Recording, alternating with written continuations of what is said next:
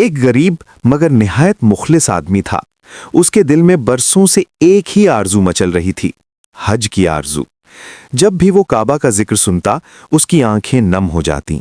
رات کے سناٹے میں آسمان کی طرف دیکھ کر آہ بھرتا اور کہتا، اے میرے رب، میرا دل تیرے گھر کو دیکھنے کے لیے تڑپ رہا ہے۔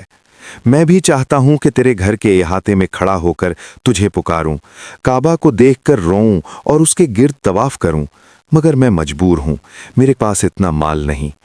وہ دن بھر محنت مزدوری کرتا اور تھوڑا تھوڑا پیسہ بچاتا رہتا۔ ہر سکہ جمع کرتے وقت اس کی آنکھوں میں کعبہ کا تصور ہوتا۔ وہ سوچتا، شاید اگلے سال میں بھی حاجیوں کے قافلے کے ساتھ مکہ کی طرف روانہ ہو جاؤں گا۔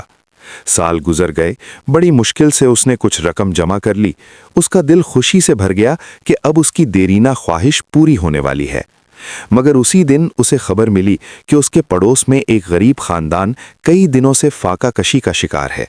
بچوں کی بھوک سے حالت خراب ہے اور گھر میں ایک دانہ تک موجود نہیں۔ یہ سن کر اس فقیر کا دل کانپ اٹھا۔ وہ اپنی چھوٹی سی تھیلی کو دیکھتا رہا جس میں اس کے حج کے پیسے تھے، پھر اسے پڑوسی کے بھوکے بچوں کا خیال آیا۔ آخر کار اس نے آہستہ سے تھیلی اٹھائی اور اس غریب کے گھر جا کر ساری رقم اس کے ہاتھ میں رکھ دی۔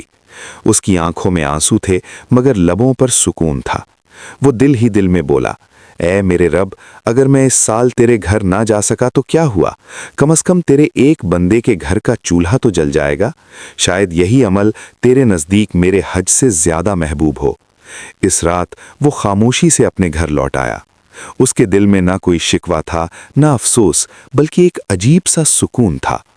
کہتے ہیں اسی رات ایک بزرگ نے خواب میں دیکھا کہ فرشتے آسمان پر خوشی سے ایک دوسرے کو خبر دے رہے ہیں، آج زمین پر ایک ایسا عمل ہوا ہے جس نے آسمانوں کو خوش کر دیا ہے۔ ایک فقیر نے اپنے حج کے پیسے اللہ کے بندوں کی بھوک مٹانے کے لیے دے دیے ہیں۔